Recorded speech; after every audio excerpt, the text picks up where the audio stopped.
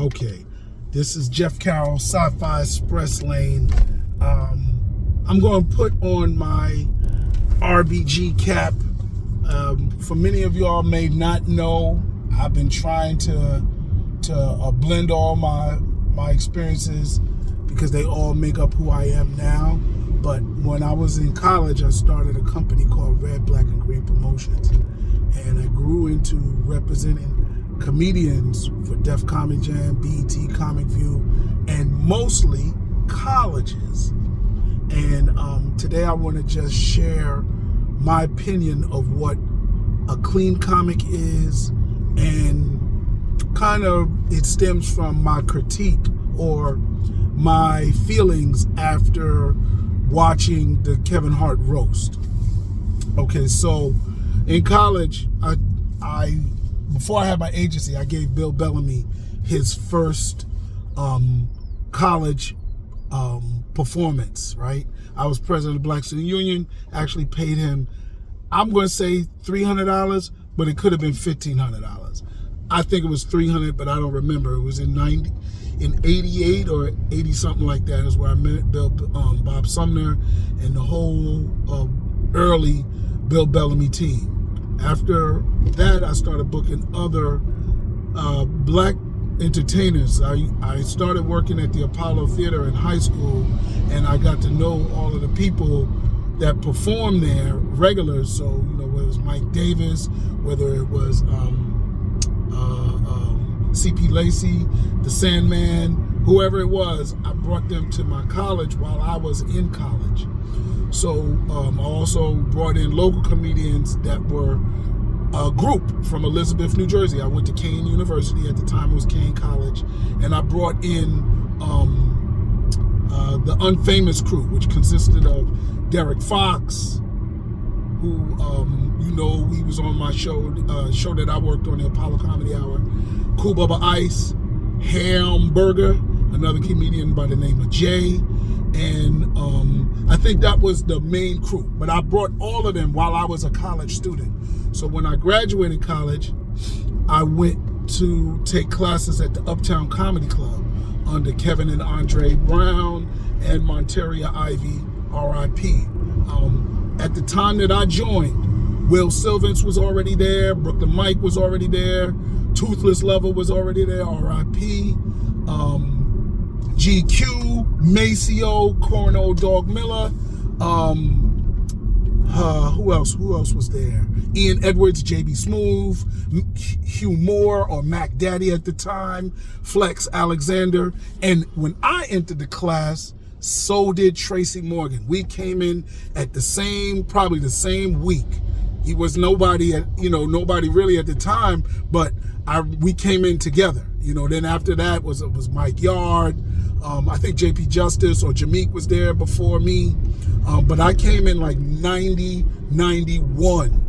Okay, I'm going to say 90, 91 because it could have been the winter or whatever. But every week you had to write a new joke. That's when I started. And Face Man was already there. Crazy Sam was already there. So when I got in, you had to write a joke a week. Artie Fuqua was there, right? And I learned the discipline of it. I took the stage. I got critiqued. You know what I'm saying? I never performed at the club because I was just learning, and I realized comedy stand-up really wasn't necessarily for me. But I built a rapport with all of these guys, and I graduated college. So I was already, booking comedians when I was in college. So I started talking to my good friend Ian Edwards and JB Smoove. They, I was looking at getting a job at New York Entertainment, and at the time, so was Jason Steinberg, who you all know probably became the manager of Dave Chappelle. So at the time that I was getting to work at New York Entertainment, Ian Edwards and JB Smoove say, "Yo, dude, you already booking us at some schools. Why don't you start? Why don't you just be an agent yourself?" And I was like, "Damn, you ain't gotta push me too much to be a black entrepreneur."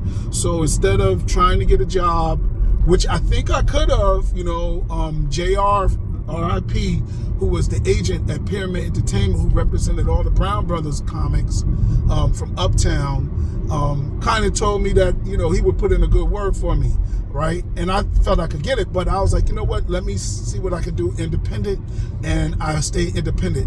And, you know, JB was like, yo, hey, New York don't pay on time, they owe me like $5,000. Ian was like, they owe me like $3,000. You pay us at the show. And, you know, at the time I didn't really have a bank account in the company name, and it was just name in general. So I used to get paid at the club and pay the comedians right there, you know what I'm saying? So a lot of promoters, you know, they delay their payments, so paying on time was a big deal. So then I started booking comedians, and I'm gonna make this kind of short, I'm gonna go faster.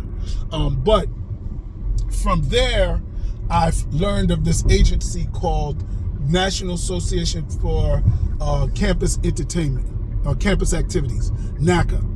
And when I went to my first NACA convention, I was turned on. Mind you, I have been booking comedians in clubs for $100, $125, taking $25 for myself, paying the comedian. Whatever it was, this was 91, 92. It wasn't high rates. This was mostly the black clubs. You know, Uptown, I don't even think Uptown Comedy Club paid anybody unless they had like their big weekend, and they did one big weekend with a comedian that was on my cousin's cable access television show, Higher Ground, R.I.P. to Tony Carroll, called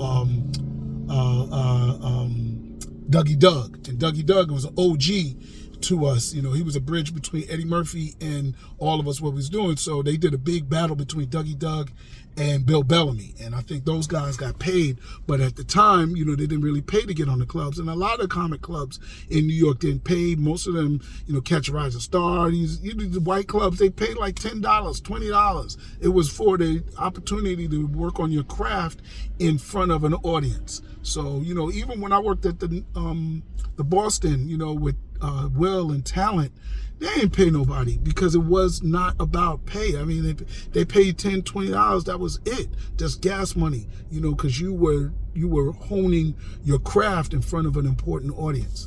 Next, so when I went to my NACA convention in Connecticut, I saw how much comedians got paid. At that time, it was $750.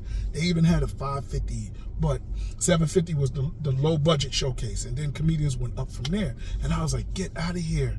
Colleges paid more than clubs. And there was a system you could make your commission. It wasn't, you know, no argument with the comedian. So I said, that's it for me. Now, mind you, this is 91. This is Def Comedy Jam didn't come around till 95, 96. So we didn't even know Def Comedy was going to come around. They brought Russell Simmons to the Uptown Comedy Club. Bob Sumner talked about it all the time, to see the Uptown Comedy Club and how the black comedy club worked. And they used the Uptown Comedy Club as the model for Def Comedy Jam. Now, Uptown Comedy Club wasn't vulgarity, you know, all the time. You know, you handled the hecklers, the light would come on, and you had to handle the hecklers, right? But Uptown Comedy Club was a regular black comedy club. All the subjects that we had. At the time, this is before Def Comedy Jam, you had to work up 15 minutes to send an audition tape to Star Search or even get at the Apollo. And mind you, I've been working at the Apollo as a writer since '84. So my cousin Tony Carroll, R.I.P. again, he was a stage manager, and he worked there at the Apollo. He's 2 years older than me, so he got the job before I did. Shout out to Charlotte Sutton and my mother for pushing us to get jobs at the Apollo. But he worked at the Apollo, and Showtime at the Apollo was just starting. And when I was in college, I started doing Harlem tours, and we used to take people to Showtime at the Apollo. And so by the time when I graduated, I'd already been, you know, working for my cousin. So I started working Showtime at the Apollo. If you ever, you know, ask Flex Alexander, I think he mentioned my name, but I know Rudy Rush will mention my name.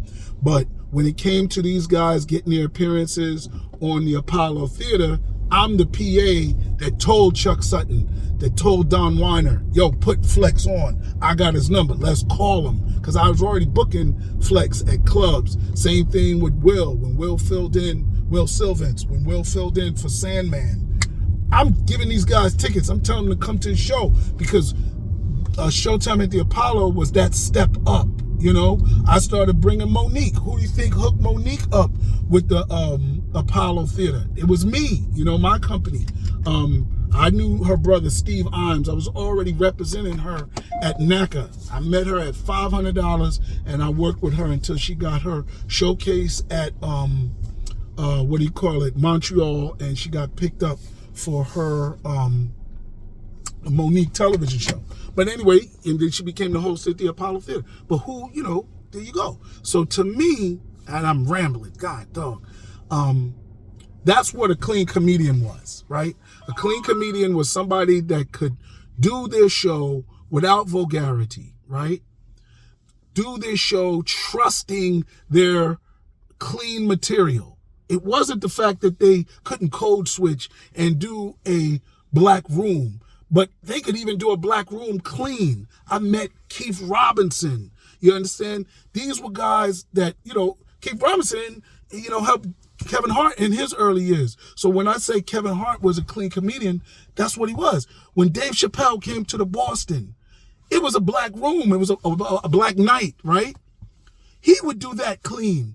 And, you know, I was so into the clean comics that my partners, shout out to Stanley Neron, we developed a comedy show at the Nuyorican Poets Cafe called the Afropalooza Comedy Tour and Comedy Show. And we figured if we gave these guys another room to work on their clean comedy outside of a room that they would default back into dirty jokes or cursing a lot, because a lot of comedians said, oh man, this was what, you know, the guys that weren't clean would say. They're not going to laugh at me. You know, they need to hear this. You know, it has to go there. And I get the will, the want to do good. It takes a lot to not, you know, get booed on stage and perform. So nobody wants that, right? But when you think about the comedians I worked with, J.B. Smoove, Ian Edwards, they were black comedians that could do colleges. I never represented Greer Barnes, but I booked him, right? These were guys, Tony Woods. These were guys that worked in the comedy in the colleges. They could go away. When I booked Rudy Rush, I booked him for 15 dates in Iowa, Wisconsin, Illinois, whatever in that region was, right? And, you know, he making $80,000, whereas these other guys, you know, were doing comedy nights. And shout out, you know, there was a beautiful run, a creative run. Nate Smith had it. He became the first manager of Kevin Hart and went with him to Hollywood. He had a nice run with creative entertainment that ran from, I would say, Philadelphia all the way to Miami and back. It's 29 dates in 30 days. Yeah, you got paid, you know, $500 to $1,000 for that, and that was good. But shoot, Rudy and them was pulling in $1,500 a date, $2,000 a date. You know what I'm saying? And doing 3 shows a week. And it was beautiful, clean stuff and pulling in good numbers. You know, these guys was 6 figures from RBG and colleges. You know, Will ended up making by the time Will closed out, I think he was up to $10,000. You know, Dave Chappelle, he was $10,000 a date in the 90s. You understand what I'm saying? This was nowhere you could do this except for the Kings of Comedy tour. You know what I'm saying? Unless you was already a big name. So when Def Comedy Jam came, it propelled a lot of these guys that weren't doing colleges to now being able to have a bigger platform. And it changed the game for comedians. There was still people like Dean Edwards. There was still people like Mike Estime. There was still people, even Jameek, I give him credit because Jameek was on the college circuit and they knew, you know, Leanne Lord. You're not going to hear these names, but these people, 6 figures, doing colleges, you understand? And then they're the best ones to carry over to cruise ships, because the cruise ships, these are quality entertainment shows. Leanne got into doing corporate gigs. And that money is bigger. When these IBM and these McDonald's do a merger, they do a big festival, or they do a crossover convention, they hire comedians. They're not hiring a pussy dick joke comic. I get it. We love the Martin Lawrences, but he ain't doing what Leanne Lord was doing. And mind you, he's big, so he's a big example. But, when I was in college, yeah, Eddie Murphy was Eddie Murphy, but the biggest comic was Bill Cosby. And this, amidst the allegations, he still had the Cosby Show. He still had cartoons. He had all of that. He was bigger than Richard Pryor because he had an empire. Richard Pryor self-destructed. If he could have kept himself together and started producing more things, shout out. Richard Pryor's the man. Paul Mooney is my favorite comedian. But Bill Cosby was where we was going. We was looking at Sinbad's career. We was looking at Mark Curry's career. They were getting sitcoms and television shows. You understand what I'm saying? Cedric the Entertainer is a clean comedian. That's how he got his show. Steve Harvey is a clean comedian. Yes, they tell dirty jokes, but they can code switch. There are guys that I worked with for years to this day still can't stop cursing. Still can't feel comfortable about their set if they don't tell a dirty joke. You understand? Sure, there's TK Kirkland's and there's other guys that have, that I've even worked with that I worked with TK Kirkland. He was the host of my first comedy club in Jersey City, but there was limitations. So when I say I felt bad that Kevin Hart had cursed on his show, he's done it, but he still was a code switcher. He could be clean. Dave Chappelle, he did 15 years clean comic. So you can't tell me Dave Chappelle, now that he's being political or being, offensive to certain communities, that he's not a clean comedian. Please. Anyway, I'm over time. This is Jeff Carroll talking about what a clean comedian is. I know you're going to get some comments. Like, subscribe, share to my page. I'm talking sci-fi. The next one I'm going to do is a video on Is God Is. Probably going to be in my top 10 movies of the year. It's probably right now my top movie of the year so far. All right, peace.